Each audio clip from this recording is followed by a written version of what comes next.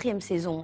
Et dans le 9e épisode, diffusé samedi prochain, vous allez enquêter en Bourgogne, ce qui finalement est un petit peu votre domaine de prédilection, d'après ce que j'ai entendu dire. Le vin est un de mes domaines de prédilection. Et le Bourgogne en particulier, pas seulement la Bourgogne, mais j'adore la Bourgogne, bien sûr. J'ai cru comprendre que c'est là que vous avez commencé à aimer le vin, en fait, à vraiment découvrir le vin. Oui, enfin, quand j'ai fait mes débuts d'acteur à Lyon avec Marcel Maréchal, j'ai bu des Côtes du Rhône, j'ai bu. Enfin, on était plutôt vers la vallée du Rhône. Hein, c'est pas tout à fait le Bourgogne. Ah, d'accord. Bourgogne, c'est venu après. Je croyais que c'était le Bourgogne. Mais c'est beau, j'adore ça. Alors, en tout cas, on peut pas dire que vous soyez accueillis à bras ouverts dans l'épisode qui sera diffusé samedi du Raffut à Saint-Vivant. On va regarder un extrait. Alors, pour en revenir à l'heure du crime, quand j'ai trouvé le corps, il était sec.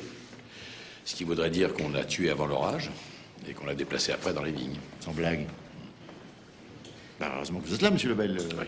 Hein? Vous voulez faire l'enquête à ma place ou... Vous le souhaitez vraiment? Vous savez que je suis pas mauvais, hein. Foutez-moi le camp. Foutez-moi le camp, sinon je vous cale en garde à vue avec vos copains viticulteurs.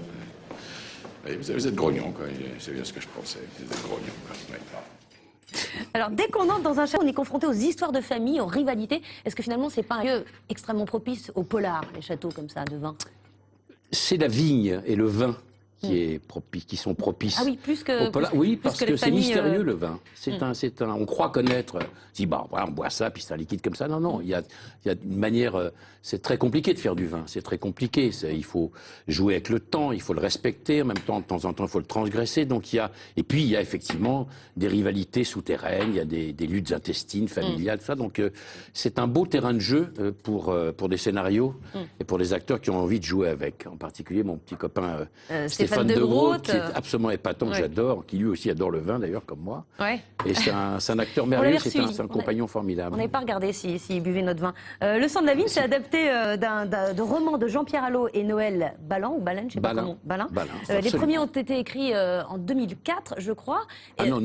Ah, les bouquins. Oui, les bouquins. Ah, les bouquins, oui. Non, les films, c'est 2011. Ah, oui, mais les premiers bouquins, et depuis, ils en ont réécrit, en fait. C'est la série qui a relancé les ventes, finalement, et qui a suscité... Oui, enfin, ça marchait déjà très bien, et la série a boosté effectivement les ventes, et puis ça les a inspirés, et puis ils ont réécrit. Alors subitement, évidemment, comme c'est moi qui incarne le personnage maintenant, qui me ressemblait pas forcément au départ, alors il est devenu un peu quelque chose qui me ressemble, et donc les romans... C'est amusant ça, tout d'un coup, d'avoir un personnage qui est très sympa, mais j'adore ça, ça m'amuse, j'ai l'impression d'être en vacances quand c'est comme ça. Alors, on va continuer à parler de cette série à table avec nos amis. Allons-y, voilà, et on va regarder le tutomaton de notre invité du dernier jour avant les vacances, c'était... Patrick Poivre d'Arvor. Il y a eu du bol, parce que